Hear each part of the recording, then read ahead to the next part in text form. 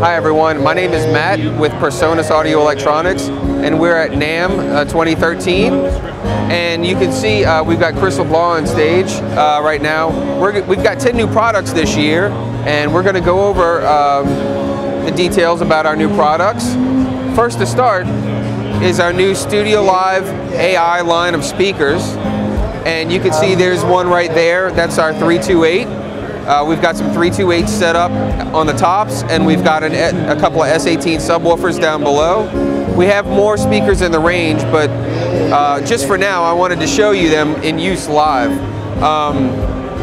These speakers have full DSP capability. They can be controlled wirelessly via an iPad app that we're going to release with the speakers called SL Room Control, where you can control graphic EQ, parametric EQ, notch filters for the speakers.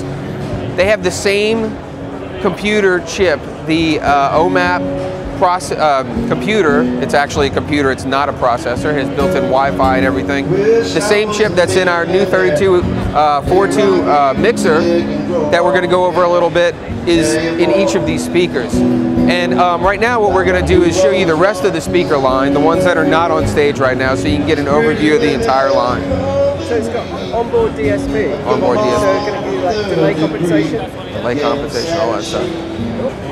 Okay guys, so the speakers we were just looking at, the 328s that we had up top, this is the same speaker in a floor wedge configuration. You can see we have these little feet that kick out if you want to use it as a floor wedge as well.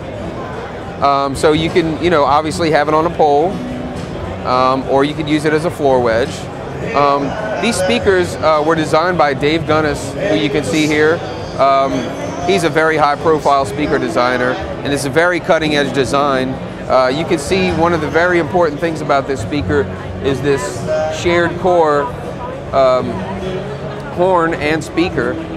The frequencies hit your head at the same time. Instead of being separated, having a lower frequency, smaller speaker here and a larger one here, where you get a lot of confliction between the different frequencies and the time that they hit your ears, which having the shared core, everything hits your ear at the same time, and it sounds very good from one side of the speaker all the way to the other side of the speaker. So it's like the tannoy concept of the concentric drivers, yeah? Exactly, exactly. The speakers sound fantastic.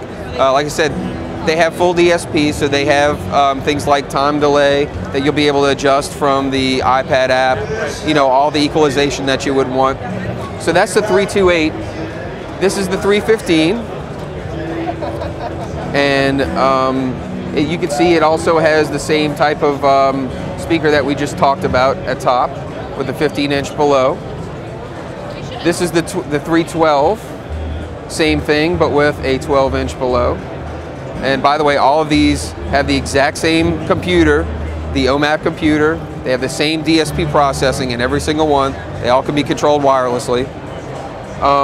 Moving down the line a little bit, you can see this is the S18 that we had at the bottom on stage a little while ago. The 18-inch subwoofer. And then this is another 328 just showing the vertical setup versus the floor wedge setup. So that's our StudioLive AI speaker line that we've just introduced. So when are they going to be shipping? We don't have an exact date yet. It's going to be soon. This year, hopefully by the summertime, they'll be ready to go. So do you have now, kind of rough pricing information, or is that going to come later? I do. Rough pricing, they're in the 12. Each, is in the $1,200 to $1,600 range for each, depending on which one you choose. Now, Dave Gunnis, who designed these speakers, also designed some studio monitors for us. These speakers sounded so good that we said, man, they sound like big studio monitors, which is what we were going for. So Dave Gunnis designed a line of studio monitors that we call the Scepter series. We have an 8-inch and a 6-inch, and they're over here, and we'll show you those in just a moment. All right, guys. So the studio monitors that Dave Gunnis designed for us are these two right here. These are the Scepter series, 8-inch and 6-inch. And you can see they take advantage of the same design that we were talking about a moment ago. These speakers, you know, at Presonus, we took about 2 days when we heard how great these speakers sounded. We listened to our favorite music because we were hearing things that we had never heard before. They're very flat and they're very dynamic, and they just open up the whole room to everything you're listening to. They're fantastic. Now these are professional studio monitors. We have some project studio monitors also that we've introduced called the Aris line, 8-inch and 5-inch. And these speakers, I'll flip one around to show you, have a neat little feature where we have certain presets for different rooms. So depending how your monitors are going to be set up in your room, whether they're facing you or they're slightly at an angle or set further back, we have different configurations here for you to be able to tune your room. We've got some, you know, we've got a low cutoff, and there's your acoustic space switch, and we've got some equalization for you here, and of course your gain. So they're very nice for project studio, and you can use them to get the sound you want. You tune your room based on the presets we have in the back. They also sound very nice as well. Hi guys, so carrying on from what we were talking about a minute ago, setting up your room, we've now integrated Smart. Many of you know Smart. They're a company that do some really impressive software for room tuning, for live situations and studio situations. It's been integrated into Universal Control and VSL for our mixers. So you can see here is our standard GEQ that we normally had in our older versions of our VSL software. But now what we have is a spectrograph. And what the spectrograph will do is show you the really hot colors. Red and orange show you know, your higher amplitudes in that frequency range, and the blue is a cooler, you know, it's more mellow. So when you get a white one, that shows that you've really got something that's really too loud. You need to turn it down.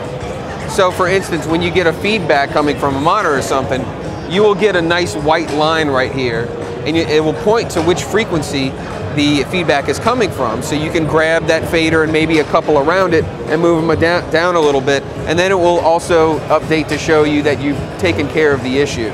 So that spectrograph is a very powerful tool for taking care of that kind of thing.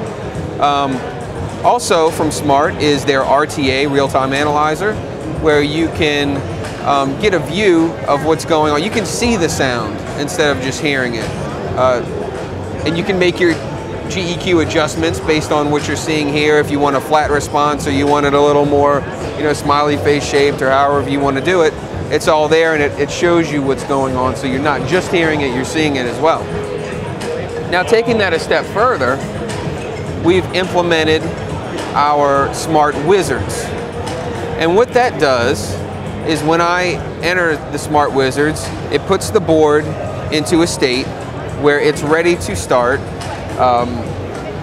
analyzing the room, and that's done via a real-time analyzer mic, an RTA mic that we have set up, and it goes into the talkback input of your mixer. And what will happen is the Wizards will output pink noise so it can do its analysis of the room and what's going on. So we have 3 Wizards. The first one's called Room Analysis. We also have one for System Delay and Output Check. So I'll give a little brief preview of how this works. The Room Analysis is basically for tuning your room. You know, there's 2 types of analysis. There's basic and advanced. This one is 1 point. This is a 3-point analysis. So we'll just do a 1 point real quick to keep it simple. And when we proceed, you can see that's our pink noise. And we're going to start raising the pink noise, and you can hear it coming out of the monitor. So when I click OK and analyze, the analysis will occur and a white line will show up, and that's basically a curve of your room. If I could turn this a little louder, I don't want to get it too loud, but you'll see what will happen. That line will fill in, and it will show you what you need to do, whether you want to flatten the room or you want a little more bass. You know, you can raise your low end. It shows you exactly what the room is doing to your mix, to your sound. Let me lower that a little bit. So you have, you know, your EQ, your parametric EQ, where you can make adjustments, and you can slide the EQ along and adjust your slope as well. So let me get out of this, it's a little noisy. So that's basically what the room analysis does. We also have a system delay wizard where you can set delays for your subgroups. It basically does a similar type of thing where it outputs pink noise and uses that to calculate a time difference and applies that time difference to your subgroups. No need for me to go through that entire process. I'm sure you understand what that wizard does. Then the third one is the output check, and this one's very simple. This is so that when you get to a show and you connect your board, you can hit a button and say, okay, where is my main left connected? So if I'm coming out of my main outs here, and I hit main left, this speaker should, you can hear that one. Let me turn it up a little bit more so you can hear it one more time. You can hear the pink noise coming out of that one. So I say I got my main left hooked up correctly, main right, got that one hooked up correctly as well. So you can do that for all of your outputs on the StudioLive. It's a really great tool for a quick check of where things are going so you're not chasing cables all around. Okay, so the next thing we want to show you is the wireless control over our StudioLive mixers, and we have two apps. We have one for the iPad called SL Remote, and we have one for the iPod Touch called QMix. Now the main function of the SL Remote app is to be more of a front of house control. You can control anything on the mixer that you want if you have the right permission. We're going to go over that in a minute. Now the iPad app can also do individual aux mixes, graphic EQ, you can select scenes, you can rename channels and do a few little more detailed selections in our VSL software from there as well. So you could use this as front of house, or you could give it to someone on stage to do their aux mix. And the permissions are set in VSL for that by the front of house person. But for the people on stage, what's really popular is our QMix app for iPod Touch and iPhone, and it runs on iOS devices like that, iPod Touch and iPhone, and so those permissions are set in VSL as well by the front of house person. And what QMix does is the front of house person can give control to the person on stage only for their aux mix for their monitor. So you can see there are other ones here, but they're grayed out. This person only has permission for aux1. And I'll show you real quick in VSL, if I'm running front of house and I see these two iOS devices, I've got an iPad here and I've got an iPod Touch, I've got my iPad set up for front of house. So it's running front of house right now. If I wanted to take that permission away, I would just do that. And now it could only control aux1. There's also a tab for giving permission to rename channels from the iPad. So I'm going to go ahead and set this one up for front of house control, and I'm going to set this iPad Touch up for controlling aux1, which it's already set to. So if we come over to the iPad right now, you'll see it has full control. If I switch off that control, this would all go gray, and you'd only have control over what you have permission to control. But right now, I can, you can see all the meters. They're reflecting from VSL and from the board, very smooth, and they show up real nice. No glitching or anything. You have full control over your EQ, all your fat channel stuff, your compressor, your gate. Pretty much anything you want to do on the mixer, you can do from here. So that's great for the front of house people, and most of them use the iPad. But a lot of the stage performers prefer the smaller form factor, the iPod Touch and iPhone. And so since I set the permission for aux1 for this device, if I bring it over here by the mixer, you can see if I select my aux1, I can set my own mix, and you can see the levels change on the board as I'm setting the levels for the mix I want to hear. Now let's say I'm a guitar player and I got my mix right, but my guitar is on channel 1. And I want to turn that up and down within the mix in my monitor. I flip to our portrait mode, and I go to the me page, and I say, oh, this is me, channel 1. So I selected that. I go back here to what we call the wheel of me, where I can turn me up. Here's me, here's the entire mix. So I can turn me up, and you can see channel 1 is coming up as I'm raising that wheel for my mix, or I could bring it down. So it's really handy. The front of house person doesn't have to spend all of his time setting levels for all the individual aux mixes. and the people on stage have control over what they're hearing, everybody's happy. So that's what our wireless apps can do for you. Okay, so last but not least, the big buzz at the show everyone's talking about is the StudioLive 32.4.2 AI mixer. People have been waiting for this for a long time, for Presonus to come out with a 32-channel mixer, and here it is. It's still in development, not quite available yet, but it's getting close. It should be available sometime this year, hopefully before the summer. But you can see, not only did we just add 32 channels, we added a lot more to this mixer than the 24 has, or the 16.4.2 has available to it. We have a very similar fat channel to the 24, but there is one big difference. You can see this one button right here, the Alt-AB button. What that means is that you have now 2 fat channels on everything, on every channel, every sub, every aux. Everything has 2 fat channels. So what you can do is, for example, if you have a performer on stage and you have 1 fat channel setting for his acoustic guitar, and then he picks up an electric for a different song, you can hit that button and have a separate fat channel setting for his electric, and then when he goes back to the acoustic, you can hit it again and go back to his acoustic guitar settings. That's a really powerful thing. What allows us to do that and all the other processing that's going on that I'll go over is, you know, our other mixers have always had powerful processors, but this one has a computer inside. So we call a computer on a chip. It's an OMAP computer that has Wi-Fi built in. We're going to get into that too. So moving along, we have 2 more new sections here, mute groups and mix scenes. So everyone's familiar with mute groups and what they do. We've added them to the StudioLive. The mix scenes are just quick recall scenes. If you're going to be doing a show that evening and you have some scenes you're going to need to recall on the fly, you can do that here. You can put them in the mix scene section and hit a button and pull them up at any time. These are the new faders and encoders, meters and encoders for the new channels, 25 through 32. They're colored different to distinguish them from the fat channel section, but they do the same thing as all the other channel sends and all the other meters for the other channels. You can see on this board, we also have 14 auxes. So you can have 14 mono auxes or use 7 stereo. And we have 4 effects processors, effects buses. We only had 2 on the previous mixers. So here they are, we have 4 now. Right above that, a lot of people are familiar with the FireWire button on our other mixers. Well, you can see this one has a D on it, and what that means is it's a digital return.